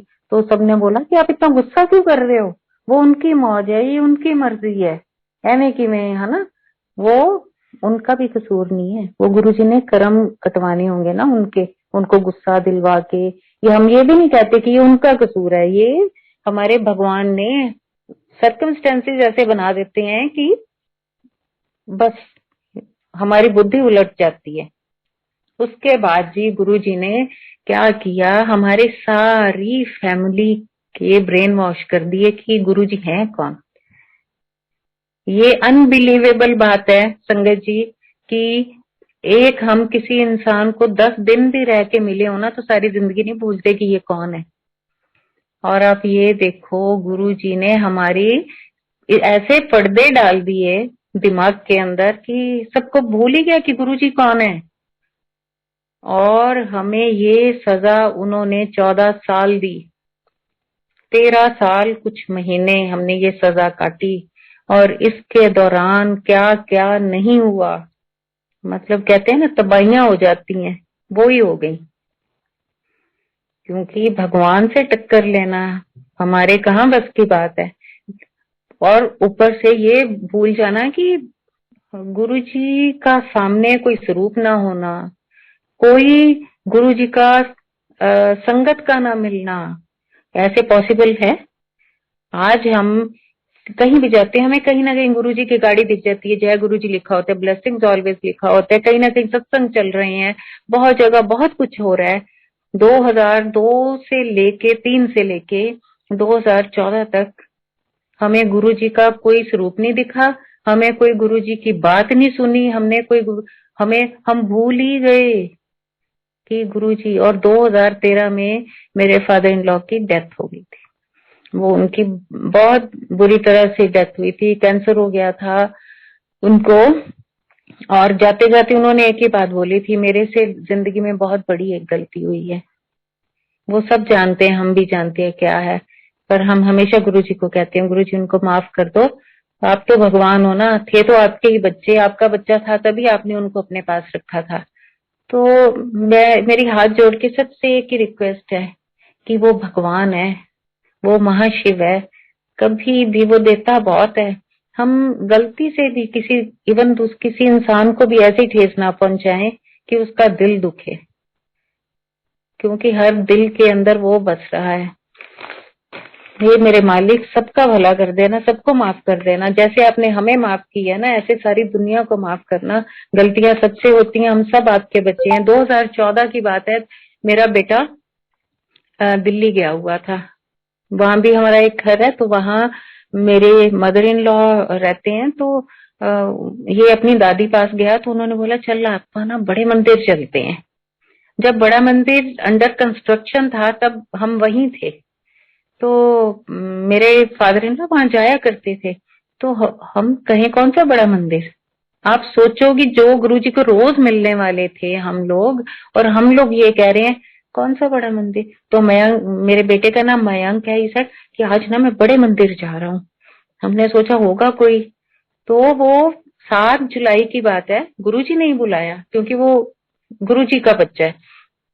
वो सुबह से 7 जुलाई में गुरुजी के बर्थडे पे लाइन में लगा हुआ था, और रात को 3 बजे उसकी बारी आई। एक छोटा सा बच्चा लगातार इतने घंटे खड़ा रहा और गुरुजी के दर्शन के लिए, और उसने गुरुजी के दर्शन किए, वहां पे लंगर प्रसाद खाया और फिर वो वापस आया। उसके बाद मेरे को ऑस्ट्रेलिया से एक कॉल आ रही है कि यहाँ गुरुजी आए थे।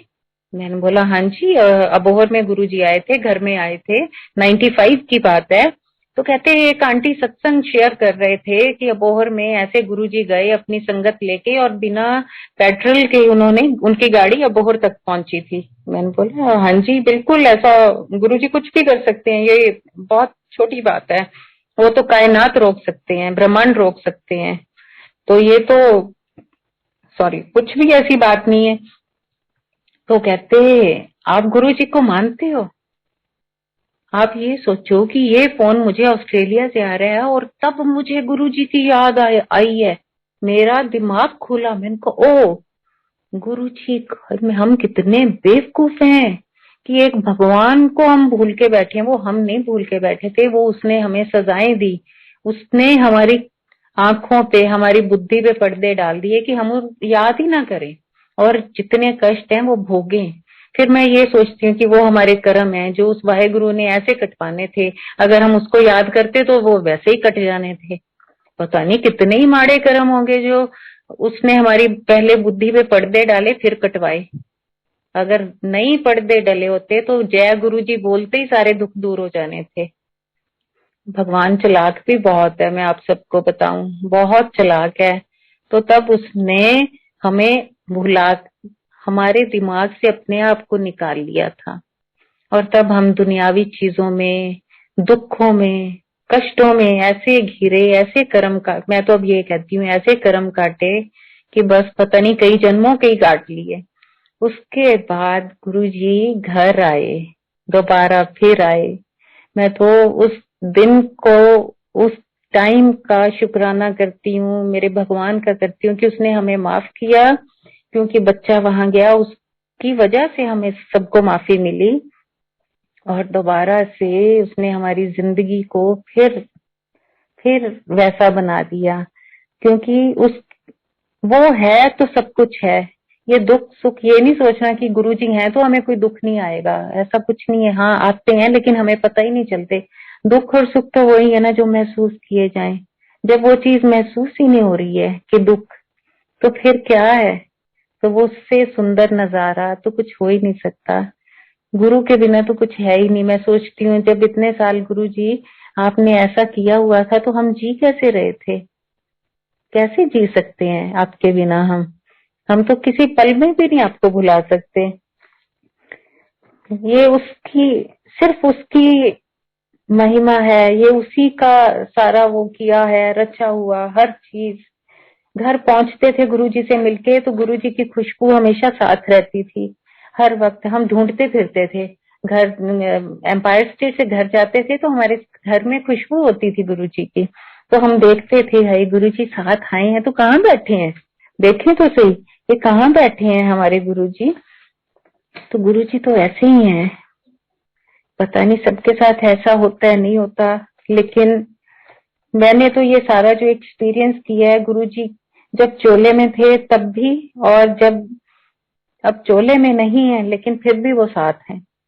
फिर भी वो सब कुछ कर रहे हैं, उससे ज्यादा कर रहे हैं जितना दुनिया को तार रहे हैं। देखो अब घर घर सत्संग चलते हैं, घर घर गुरबानी चलती है, कितना कुछ होता है।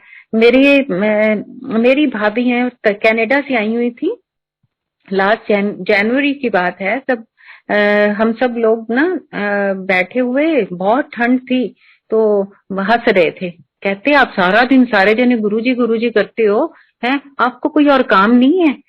तो मैंने बोला इससे बड़ा काम तो कोई और हो ही नहीं सकता। अगर यही काम सबको मिल जाए तो दुनिया धरती पे ही स्वर्ग बना देगी। तो वो ना हंसने लगी, मुझे लगा जैसे वो हमारा मजाक उड़ा रही है। मेरे को कभी मेरा तो अब फर्क ही नहीं पड़ता, मुझे मैं किसी कोई ऐसा हो तो मैं शायद गुरु जी का, मेरे को लगता है मैं नाम नहीं लूंगी, हाय मेरे गुरु को कोई ऐसा ना कह दे, मेरा अंदर से दिल खुब जाता है। अब मैंने कहा क्या हुआ, आप ऐसे मत कहो, ये महाशिव है, ये भगवान है। कहते अच्छा महाशिव है? मैंने बोला हाँ ये महाशिव है। इतने में गुरुजी ने उनको क्या चमत्कार दिखाया, कमरे के अंदर इतनी तेज रोशनी हो गई और गुरुजी खुद सामने आ गए और पीछे महाशिव भगवान खड़े हैं। उनकी तो आंखें चंदे आ गई। उन्होंने मेरा हाथ जोर से पकड़ लिया, कहते ये देख सामने कितनी रोशनी होगी कमरे में। मैंने बोला कहाँ हो गई ये रोशनी? कहते ये देख गुरुजी खड़े हैं सामने मेरे और शिव जी भगवान खड़े हैं। वो तो एकदम ठंडी हो गई, एकदम जैसे कोई हिल जाता है वो हो गई। और उसके बाद उन्होंने जो माफी मांगी है, इतनी माफियां मांगी, हे भगवान मेरे को माफ कर देना, मेरे को सच में ही डाउट था। तो मेरे भगवान पे कोई डाउट ना करे, ये सच में महाशिव है, भगवान है। और हम लोग बहुत लकी हैं जो जिनके मुंह से सिर्फ जय गुरु जी निकलता है, वो भी मैं कहती हूँ तर गए। इतना कहने से ही तर जाते हैं। कितना सिंपल कर दिया जीना मेरे भगवान ने धरती पे आके, कि सिर्फ जय गुरु जी बोलो और तर जाओ। कितना सुंदर जहाज मिला है ना हमें, किसको हाथ लगाते ही हम तर जाते हैं। हमें कोई यात्रा ही नहीं करनी पड़ती, हमारे कर्म ही कट जाते हैं, हमारे दुख कट जाते हैं, सारा कुछ सिर्फ उसको याद करने से। तो उसकी प्यारी याद में रहना, उसके साथ रहना, बस यही सबसे बड़ी बात है। और एक संगत जी, मैं सबसे हाथ जोड़ के एक रिक्वेस्ट जरूर करूंगी, जो लोग भी आजकल सत्संग करते हैं, बहुत सारी वीडियोस ऐसे देखने को मिलती हैं कि जिसमें वो सिर्फ एक गाने लगा के नाच रहे होते हैं। मेरे भगवान के वचनों को पढ़ के प्लीज इतना जरूर देखें कि जो 2 घंटे का सत्संग है उसमें सिर्फ शब्द गुरबानी ही चलनी चाहिए। ये मेरी हाथ जोड़ के सबसे रिक्वेस्ट है। उससे पहले उसके बाद जो बाकी सबने उनकी महिमा गाई है वो जरूर लगाएं, जरूर सुने, लेकिन वो जो 2 घंटे निश्चित टाइम सत्संग का है ना, उसमें प्लीज गुरबानी ही सुना करें। ये बहुत बार देखते हैं तो लगता है कि गुरुजी महाराज जब चोले में थे वो सत्संग करते थे तो सिर्फ गुरबानी चलाया करते थे, लेकिन वो 2 घंटे सत्संग के बाद फिर सब कुछ ही सुनते थे। लता जी भी सुनते थे, पंजाबी गाने सुनते थे, सारा कुछ ही सुनते थे। तो प्लीज थोड़ा सा गुरुजी के नियमों पे चलें, तो आपको ही फायदा है, आप सबको ही फायदा है गुरु की बात मानने में। गुरुजी हर पल, हर जगह, हर समय मौजूद है। अगर उनको प्यार से याद किया जाए, दिल से याद किया जाए, वो हर किसी की इच्छा पूरी करते हैं। वो तो इच्छा पूर्ण करने के लिए आया है।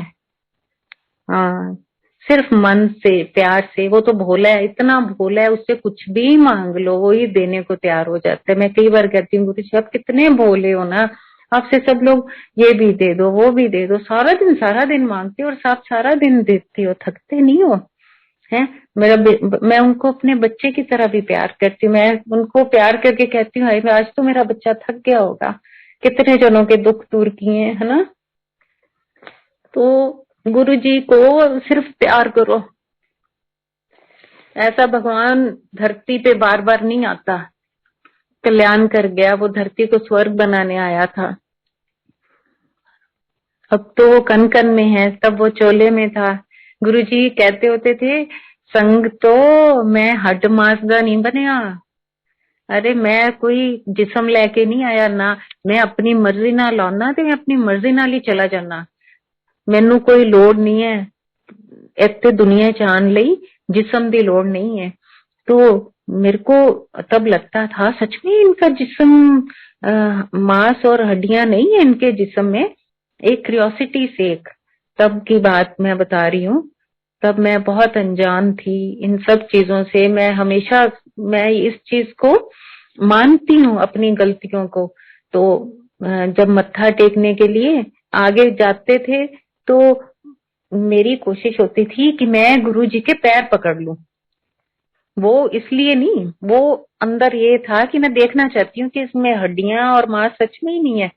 तो जो हम सोचते हैं वो तो पढ़ लेते थे पहले ही, ये कि ये इंसान इसके मन में क्या चल रहा है वो तो जान ही जानते।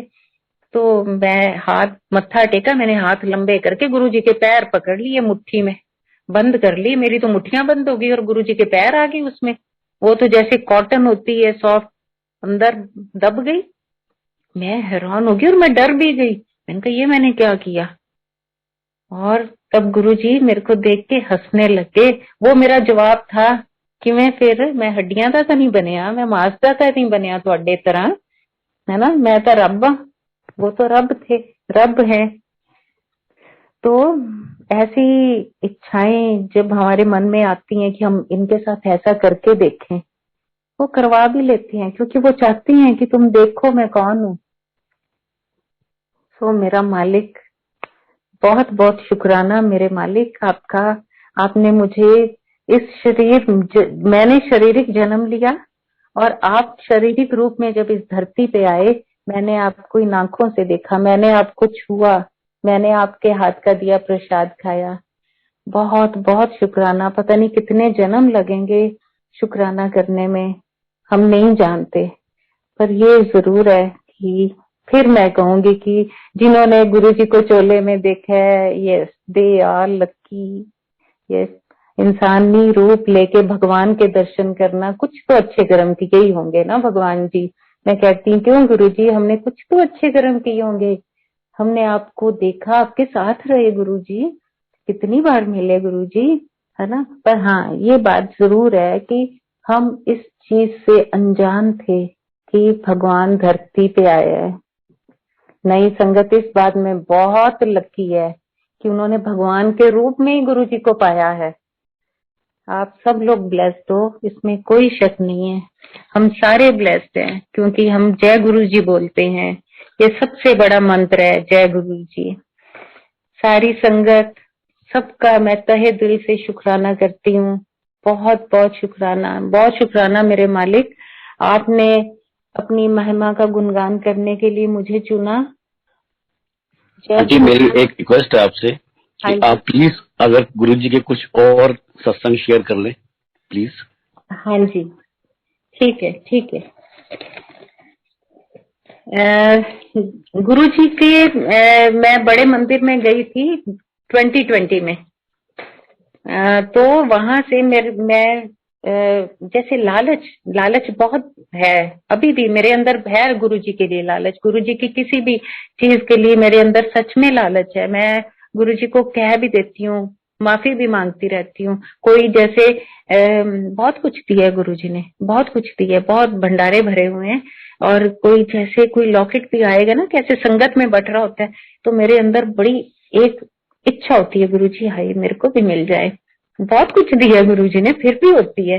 जैसे गुरुजी के स्वरूप बट रहे होते हैं, लॉकेट बट रहे होते हैं, एक भूख जो गुरुजी के लिए, गुरुजी की हर चीज के लिए मन ही मन में होता है कि हाय खत्म ना हो जाए, मेरे को भी मिल जाए।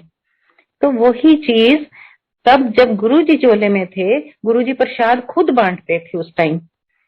तो गुरुजी खुद उठ के एक दिन प्रसाद पिछली लेन से शुरू हो गए बांटने के लिए। और मैंने कहा एक डब्बा है, आज तो प्रसाद नहीं मिलता। मैं मीठा खाने की बहुत शौकीन हूँ, मिठाइयाँ गुरुजी बहुत बांटते थे, और उस दिन एक डब्बा गुरुजी के हाथ में। मैंने कहा है रब्बा, आज तो नहीं मिलता प्रसाद, आज तक खत्म ही हो जाना है। और पीछे इन्ने संगत बैठी है, मेरे तक तो नहीं आंदा। अभी मेरे मन में ये विचार ही था तो गुरुजी तो मेरे आगे खड़े, हाथ मैंने हाथ किया, गुरुजी ने इतना सारा प्रसाद दे दिया। उन्होंने कहा ले तू भुखी है कि तू ये ना सोच कि खत्म हो जाएगा। और गुरुजी एक डब्बे में 300-300 लोगों को प्रसाद भर भर के मुट्ठियां देते थे। और वही चीज आज भी है। अब बड़े मंदिर गई 2020 में, मैं वहां से गुरुजी की चरण धूल इकट्ठी की। संगत, गुरुजी की संगत भी उतनी प्यारी है मेरे लिए जितने गुरुजी प्यारे हैं। कोई कोई फर्क नहीं मैं रखती, कोई भी है मेरे लिए। जो गुरुजी को जय गुरुजी बोलता है मेरे लिए वो बहुत आदरणीय है। वो चाहे दुनिया में कोई भी है, कोई फर्क नहीं पड़ता मेरे को। मैं वहां से बड़े मंदिर से चरण धूल इकट्ठी करके लेके आई। ये अपना भाव है मेरा। ये था कि हाँ ये मेरे लिए बहुत पवित्र चीज है, कि मेरा भाव है, किसी के लिए कुछ भी हो सकता है। वहां से मैंने इकट्ठी की, अपने हाथ में रखी, फिर पॉकेट में डाल ली। और वहां से जब मैं पंजाब वापिस आई अबोहर, तो लॉकडाउन हो गया था, तब कोरोना का शुरू हो गया था। तो लॉकडाउन हुआ, स्कूल हमारा एक्चुअली स्कूल है। 1995 में जब गुरुजी अबोहर आए थे तो उसकी कैसेट हमने 7 कैसेट्स है, तो उसमें एक रिलीज की है अभी तक। ठीक है, ये भी आपको मैं अभी शेयर करती हूँ। तो वो मैं धूल लेके आई जी अबोहर में। अब स्कूल बंद है, कोई स्टाफ नहीं आ रहा, जो काम करते हैं स्टाफ वो नहीं आ रहा, बड़ा मुश्किल हो गया। तो मैंने एक दिन अपने बेटे को बोला, मैंने कहा देख मैं ना वहां से बड़े मंदिर से चरण धूल लाई हूँ, तो आप ऐसे करते हैं, आधी एक कटोरी में मैंने बच्चे को दी, आधी मैंने ली। प्रेमिसेस काफी बड़ा है ये स्कूल का, गुरुजी की दया से।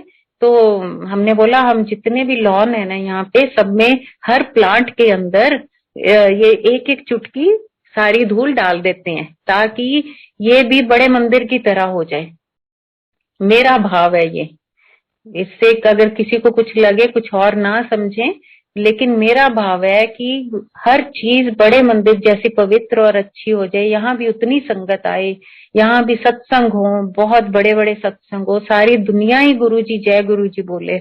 मैंने इस भाव से हर प्लांट के अंदर एक एक चुटकी धूल डालनी शुरू कर दी।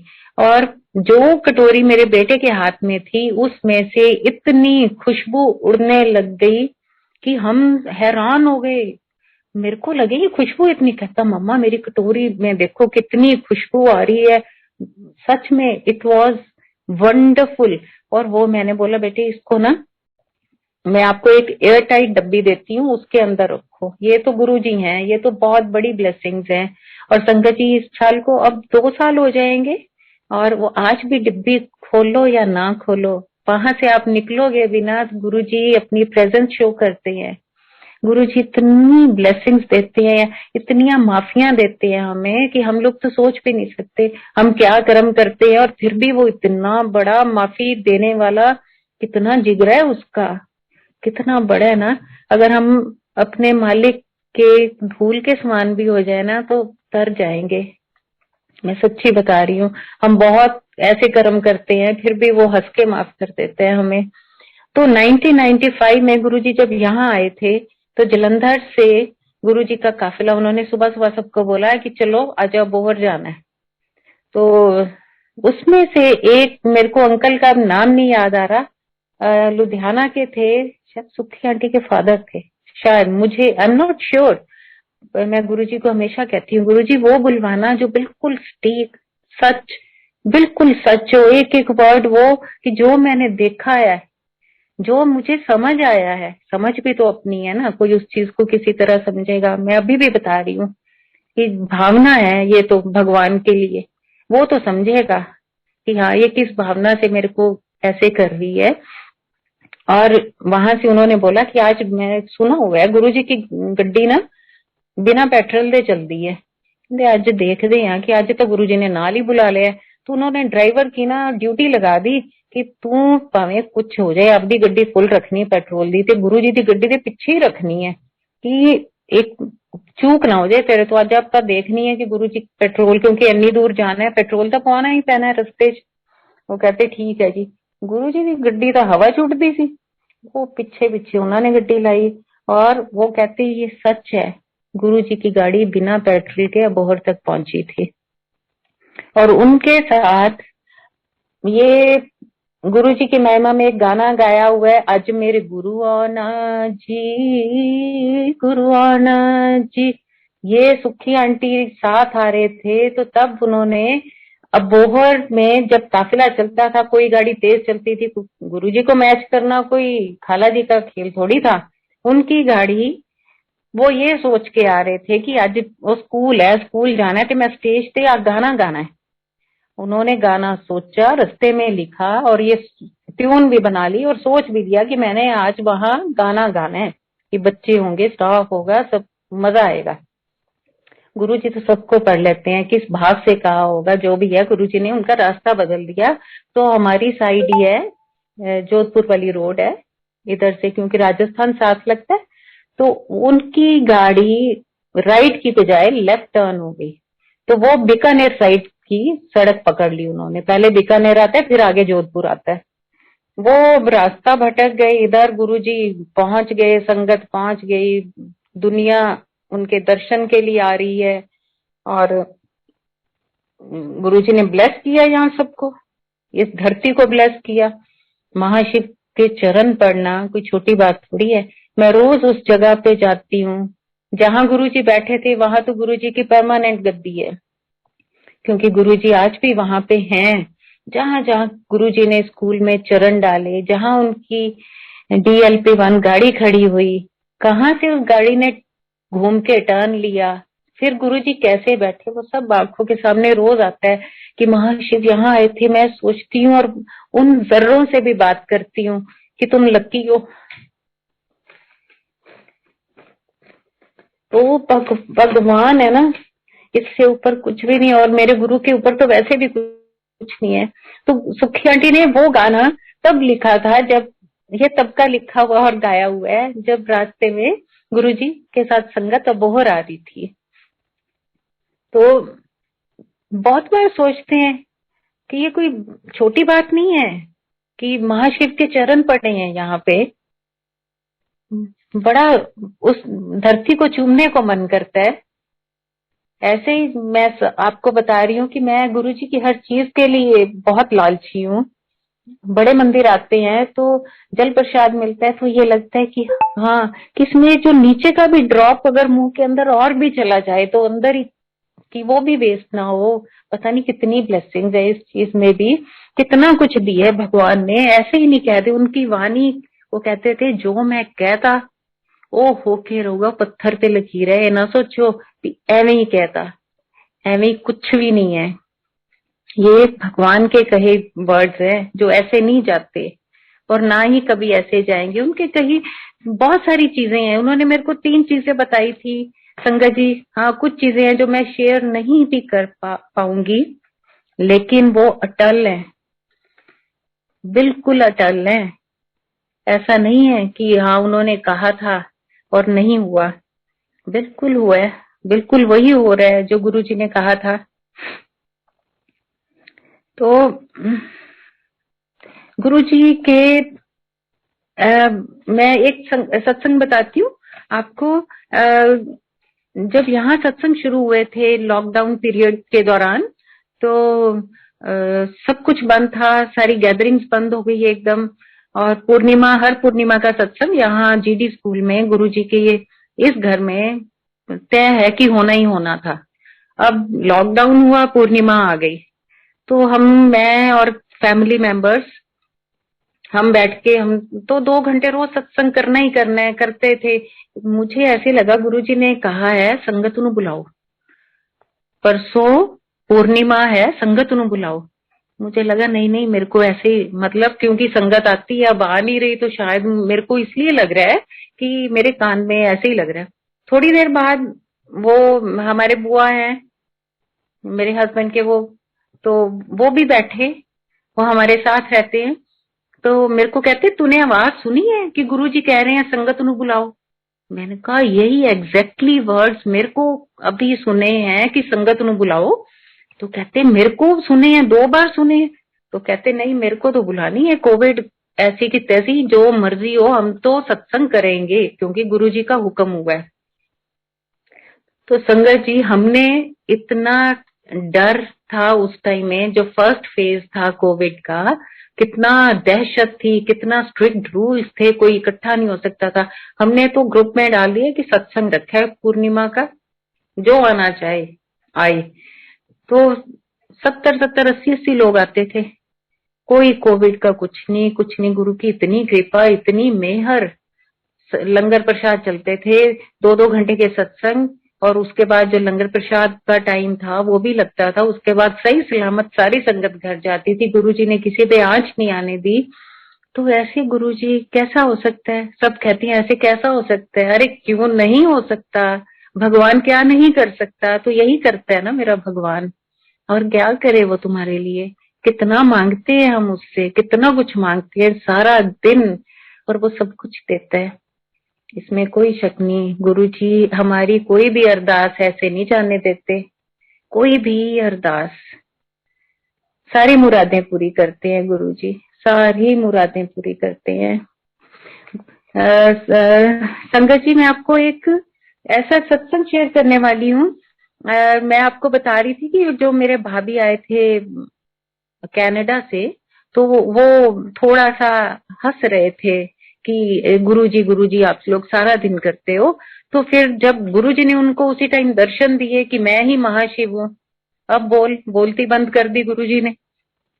उसके बाद उनको हो गया कि अब जो भी है मेरे को बड़े मंदिर में मत्था टेक के ही फ्लाइट लेनी है। और उनकी तकरीबन 5-6 दिन के बाद फ्लाइट थी वैनकूवर की।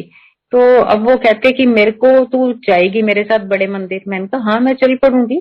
तो कहते मुझे मत्था टेकना। इतने में उनका कोई, गुरुजी भी तो ऐसे ही नहीं ना, सौखे थोड़ी मिलते हैं, भगवान है। आप हर चीज को फॉर ग्रांटेड कैसे ले सकते हैं, और वो भी भगवान को। अब गुरुजी ने कहा कि तू तो हंसी है, अब ला मैं तेरे को तमाशा दिखाता हूँ। ये सोच लिया कि हम 2 दिन के बाद दिल्ली जाएंगे, फिर वहां से बड़े मंदिर जाएंगे, फिर उनकी फ्लाइट होगी और देन आई बी बैक। सो इतने में उनकी टूथ प्रॉब्लम हो गई, अब हो रही हुई थी वो। तो वो कहते अब मेरा तो टूथ का हो गया, मैं कैसे करूं? मैंने बोला आप ट्रीटमेंट लो, ट्रीटमेंट लेके जाओ, ऐसे रास्ते में कोई प्रॉब्लम। इतने में जी उनके टूथ को डॉक्टर ने बोला 4-5 दिन लगेंगे। तो शी सेड कि अब मैं बड़े मंदिर कैसे जाऊंगी? मैंने कहा ये उसकी मर्जी है, किसको बुलाना है किसको नहीं, ये सब तय है, निश्चित है। ये हमारे कहने से या हमारे सोचने या मैं करना है, ये मैं जहां जहां आएगी वहां कुछ नहीं चलता। तू कर दे भी, तेरी मर्जी है तो तू बुला लेना, ठीक है। मैंने कहा आप सरेंडर करो कि हाँ मुझे अपनी इच्छा तो रखो कि मुझे जाना है। कहते नहीं मैं तो मत्था टेक के बिना मैं फ्लाइट नहीं लूंगी जी। उनका ट्रीटमेंट चला 4-5 दिन, अब 1 दिन रह गया था फ्लाइट को। तो फिर मैंने कहा भी मैं तो नहीं जा सकती एक दिन भागा दौड़ी में, मैं नहीं जाऊंगी। तो उनकी एक नीस रहती है, एयरफोर्स में है वो, तो उनको मैंने बोला आप उसको ले जाना अपने साथ। फिर वो जब वहां गए तो उनका एक बच्चा है जो मेंटली रिटार्टेड है, ही इज 3 और 4 years ओल्ड ओनली, जो सारा दिन चीखे मारता है, जो खाता कुछ नहीं, अपनी मतलब उसको स्पून फीडिंग करनी पड़ती है, और बड़ा मुश्किल है। भगवान ने ऐसा बच्चा उनको कोई दिया, पता नहीं क्यों दिया। तो वो मेरे को कहते वो तो जा ही नहीं सकती, उसका बच्चा तो चीखे मारता है ना, वो सोता है, उसका तो कोई टाइम ही नहीं है। मैंने बोला आप अकेले चले जाओ। कहते मेरे को अकेले रास्ता नहीं पता। मैंने कहा जो भी है मेरे को नहीं पता, गुरुजी पे छोड़ दो, अगर वो चाहेंगे तो आप वहां तक पहुंच सकते हो, नहीं चाहेंगे तो आप कुछ नहीं कर सकते। इतने में वो कहते कि मेरे को कॉल आई, कहते मेरा प्रोग्राम बन गया, 3 बज गए हैं शाम के। तो सर्दियों के दिन में 3 बजना भी, फॉग होती है तो अंधेरा जैसा होता है। कहते हम कैसे जाएं? मैंने कहा आप बस निकल जाओ, छतरपुर का नेविगेशन में करो और जाओ। तो कहते वो बच्चा हमें फोन ही नहीं देता, हम क्या करें? मैंने उनको बोला आप एक फोन होल्ड पे रखो, मैं बोलूंगी, आप रास्ते बताऊंगी, आप ड्राइवर को बोलना ऐसे ऐसे ही लेता जाए। और संगत जी, मैंने उनको फोन पे बोल बोल के रास्ते बताए, इधर टर्न ले लो, ऐसे चले जाओ। धौला कुआं से छतरपुर तक वो मैं नहीं थी, वो गुरुजी थे जो उनको रास्ता बता रहे थे। आप इमेजिन करो, मैं अबोहर बैठी बोले जा रही थी, अब इस रोड पे चले जाओ, यहाँ से राइट टर्न ले लो, यहाँ से लेफ्ट चले जाओ, इतने क्रॉस आगे निकल जाओ। ऐसे करते करते संगत जी वो बड़े मंदिर पहुंच गए। बड़े मंदिर पहुंचते ही पार्किंग में जब गाड़ी लगी उनकी, तो वो बच्चा जो 24 घंटे चीखता है वो शांत हो गया। शांत हो गया। वहां उस बच्चे ने लाइन में लगा, अपने आप चला, जो गोदी से कभी उतरता ही नहीं है, चल के उस बच्चे ने अपने आप जल प्रसाद दिया। और जिंदगी में पहली बार ऐसा नजारा था, वो बोला नहीं और उसने वहां पूरा लंगर प्रसाद, चाय प्रसाद पी और उसके बाद उसमें शांति आने लग गई है। ये मिरेकल्स नहीं है तो क्या है? तो कहते हैं ना, ये गुरु चमत्कारी गुरु है। ये क्या है, ये कोई जान भी नहीं सकता। उसको जानना कोई आसान काम नहीं है। वो तो वो है। वो कहते हैं तू ही तू, तू ही तू, बस और कुछ नहीं। जब उससे प्यार हो जाएगा ना, तो ये दुनिया, ये सब छलावा, गुरुजी कहते थे ਤੁਹਾਡੀ नजर जिस चीज ਨੂੰ भी देख रही है ना, समझ लो वो खत्म हो जाएगी, नाश हो जाएगी। तो ये चीज आप भी सोच ले कि आपकी नजर जिसको देख सकती है ना, कोई भी चीज है वो, चाहे वो नश्वर है। जब नश्वर है तो प्यार किस चीज का? तो फिर किससे करना है? परमात्मा से। क्योंकि आंख बंद होने पे भी हमें कौन दिखता है? भगवान, वो ही। सो लव हिम ओनली, क्योंकि he is the big giver. उससे ऊपर कोई भी नहीं है, हो भी नहीं सकता। तू ही है बस, तेरे से ऊपर कुछ नहीं है मेरे परमात्मा। और तेरा इतना शुक्राना कि हमारी जुबान कम है, हमारे पास पल भी कम है, हम कर ही नहीं सकते। कितने जन्म और हमें जन्म चाहिए ही नहीं। गुरुजी अपने पास ही रखो, हमें हमेशा अपने साथ रखो। यही मांगा करो गुरुजी से। गुरुजी कहते थे दुनिया ਨੂੰ कुछ मंगना ही नहीं आंदा, कहणगे ਮੈਨੂੰ आ दौलत दे दो, गड्डी दे दो, घर दे दो, पुत्र दे दो। कहते इन्हों ਨੂੰ कुछ नहीं मंगना आंदा। वो जानते हैं कि उन्होंने हमें क्या देना है, हमारे लिए क्या अच्छा है। जो बेस्ट होगा वो मिलेगा हमें।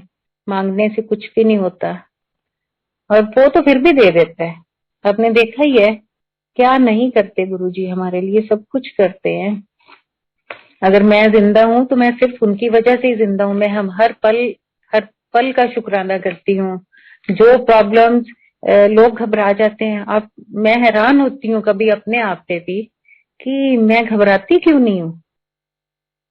फिर मुझे लगता है कि मेरे साथ जो शक्ति खड़ी है, जो ताकत है, 3 लोक का स्वामी, पूरे ब्रह्मांडों के ब्रह्मांड का स्वामी, तो मैं कैसे हार सकती हूँ? मैं कैसे डोल सकती हूँ? नहीं डोल सकती। मैं फील करती हूँ गुरुजी हमेशा मेरे साथ है। बस जिस दिन ये फीलिंग आ जाती है ना, उस दिन आपके सामने हर चीज छोटी है, हर चीज छोटी है। क्योंकि वो इतना बड़ा मालिक आपके साथ खड़ा है ना, उसको फील करो, समझो, प्यार करो, और कुछ भी नहीं। गुरुजी कहते थे बस मैं की ਤੁਹਾਡੇ ਤੋਂ ਮੰਗਦਾ, ਮੈਨੂੰ प्यार करो। ਉਹੀ ਤੁਹਾਨੂੰ करना नहीं आता, तुसी चीजा नाल प्यार करते हो, इसमें कोई शक नहीं है। आज्ञा होगी, उसकी मेहर होगी। बहुत सारे और सत्संग जिंदगी के, बहुत सारे जो गुरुजी के साथ बिताए पल, बहुत कुछ शेयर करने वाला। गुरुजी की इच्छा के अनुसार जरूर होगा, फिर मिलेगी। मैं आप सबका बहुत शुक्राना करना चाहती हूँ। भगवान आप सबका भला करे। वो मेरे साथ, सबके साथ ऐसे रहना, सबके दुख दूर करना, बस अपने से दूर कभी मत करना जैसे हमें किया था। मैं कन्फेस करती हूँ, मेरे को कोई शर्म नहीं आती इस चीज में कि हमने इतना गलत काम किया था। गुरु जी से नाराज होना, भगवान से नाराज होना, हिम्मत देखो हमारी, हिम्मत है ना। और फिर भुगता, हालांकि वो तो फिर प्यार करता, इतना बोला है उसने, हमें माफ कर दिया। पर मैं कभी नहीं छुपाती ये सब चीजें कि हमने क्या गलतियां की हैं, कभी भी नहीं। हाँ, शर्मिंदगी जरूर होती है, भगवान भगवान के सामने भी जाती हूँ तो हर वक्त माफी जरूर मांगती हूँ उस टाइम के लिए। और बहुत क्षमा मांगना भी मुझे लगता है कुछ और हो सके तो मैं वो करूं, वो भी कम लगता है, बड़ी शर्मिंदगी लगती है। सो संगत जी, गुरु जी तो सिर्फ देने वाले हैं, वो तो भगवान है। हमेशा उनके साथ प्यार करना तो आपको देखना कितना कुछ मिलता। हम वो क्या मांग रहे हैं हमारे से, कुछ भी नहीं, एक प्यार।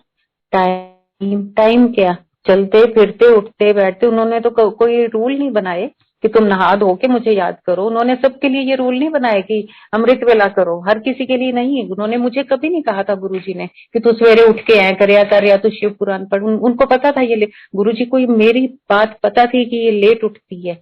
और संगत जी ये सच्ची बात बोल रही, उन्होंने आज तक, जैसे सब कहते हैं ना अमृत वेला करना बहुत जरूरी, उन्होंने मुझे हमेशा कहते थे आराम नाल उठया कर, मेरे को कहते थे। और टिल डेट मैं सच में बहुत लेट उठती हूँ। गुरुजी जिसके लिए जो चीज थी उसी को वैसे बोलते थे, जो चीज मेरे लिए नहीं है तो मेरे को नहीं कर कहते थे कि हाँ तू अमृत वेला कर या तू शिव पुराण पढ़, नहीं, कभी नहीं कहा था। जिसके लिए जरूरी था उसको बुला के भी कहते थे कि तू ना शिव पुराण पढ़िया कर, तू अन्नी बार पढ़ी, ऐसे भी कह देते थे। जिसको गुरुद्वारा साहब भेजना होता था उसको भी कहते थे आज जा गुरुद्वारे जाके आई। और जिसको नहीं भेजना होता था उसके लिए कहते थे कोई नहीं तू तो मौज कर, बस जय गुरु जी बोली जा, बस कर्म कटेंगे। तो ये तो भगवान ने तो हमारे लिए कोई रूल्स बनाए नहीं है, हमारी जिंदगी इतनी आसान और सीधी कर दी गई है। सो प्लीज जो लोग, मैं देखती हूँ सुनती हूँ सत्संग में सब, नहीं ऐसा करना जरूरी है, अरे कुछ भी जरूरी नहीं है। नहीं, लेटे हुए सोते जागते गुरु जी को याद करो, मंत्र जाप कर लो। अच्छा, मैं ये भी बताना चाहती हूँ उस टाइम में मंत्र ही नहीं था, सच में। ये तो बाद में गुरु जी ने किया। मानती हूँ अपने आप को इस बात के लिए कि वो तब भी इस धरती पे थे जब मैं उनको देख नहीं पा रही थी, हम उनको मिल नहीं पा रहे थे, जब उन्होंने चोला छोड़ा। तो बहुत अभागे हैं, लेकिन उन्होंने किसी चीज को कभी ऐसे बना के रिचुअली ये नहीं कहा था कि तूने सुबह उठ के ये ऐसा करना ही करना है। सो प्लीज जिसके लिए जो चीज है ना वो ही करे। ये कुछ नहीं है कि हाँ मैनू तो मोर दिखा था गुरु जी है, नो डाउट एक पवित्र पक्षी है वो हमारा। पर हम क्योंकि हम जब गुरु जी के साथ थे ऐसी चीजें हमने ना गुरु जी कहते थे ना हमने कभी की थी। बाद में तो मैं अब बहुत कुछ और सुनते रहते हैं, लोग भंगड़े डालते हैं गाने चला चला के कि सत्संग हो गया, है ना। पता नहीं, गुरु जी अपनी मौज में आते थे, जिसको नचाना था उसी को नचाते थे, बस। मैंने तो ये जरूर देखा, पर वो हर कभी ऐसा माहौल नहीं बनाते थे। वो तो जहाँ महाशिव बैठे हैं वहां का माहौल, वो तो ऐसे आप स्वर्ग में बैठे हो, जहाँ वो बैठे हैं वही स्वर्ग था ना। तो हर चीज किसी पे अप्लाई मत किया करो, तो गुरु जी के वचन है सिर्फ उनपे ही चला करो प्लीज। मैं बार हमेशा गुरबानी पे गुरु जी बहुत एम्फेसाइज करते थे कि एक गुरु ग्रंथ साहब मैं ही लिखे है, ऐस तो उच्चा ते सुच्चा कोई ग्रंथ नहीं है, नानक है भी सच होसी भी सच। यही सच था, यही सच है और यही सच रहेगा। जो चीज गुरु ग्रंथ साहब में लिखी गई है वो अटल है, जो पास था वो भी लिखा हुआ है, प्रेजेंट भी लिखा हुआ है और फ्यूचर भी है। सो प्लीज जब आप सत्संग कर गुरबानी ही लगाएं, वही सुने, उसके बाद हम कहते हैं बाकी जो गा रहे हैं उनको भी सुनो बाद में, आरती के बाद आप जो मर्जी लगाओ, जो मर्जी सुनो। पर मेरे गुरु की ये बातें प्लीज मोल्ड करके और इधर ऐसे उसे करके मत किया करें, दुख आता है। और कोई बात नहीं, चलो एनीवेज। गुरु जी सब पे मेहर रखे, सबको मांगो, हे रब्बा तेरा मेहर भरिया हथ हमेशा मेरे उत्ते होए, ऐ संसार ते होए, किसी ਨੂੰ कोई दुख ना आए, सब दा भला होए। बस यही गुरबानी है, यही गुरु को याद करना है। और मेरे गुरु को बहुत प्यार करो, क्योंकि वो सबको सारा दिन सारा कुछ देता है। जय गुरु जी, शुक्राना गुरु जी, आप सबका बहुत बहुत लाख लाख शुक्राना गुरु की महिमा सुनने के लिए। जय गुरु जी। जय गुरु जी। जय गुरु जी। आशा करती हूँ संगत जी श्रद्धा भाव के साथ सत्संग को अंत तक ही सुना होगा आपने और शेयर एंड सब्सक्राइब भी किया होगा। अभी सत्संग को यहीं विराम करेंगे। विराम करने से पहले फिर से गुरु जी महाराज का मंत्र जाप करेंगे। ओम नमः शिवाय शिव जी सदा सहाय, ओम नमः शिवाय गुरु जी सदा सहाय, ओम नमः शिवाय शिव जी सदा सहाय, ओम नमः शिवाय गुरु जी सदा सहाय। जय गुरु जी, शुक्राना गुरु जी, लख शुक्राना मेरे गुरु जी महाराज, अपने चरणों से सभी संगत को जोड़ने के लिए। जय गुरु जी महाराज।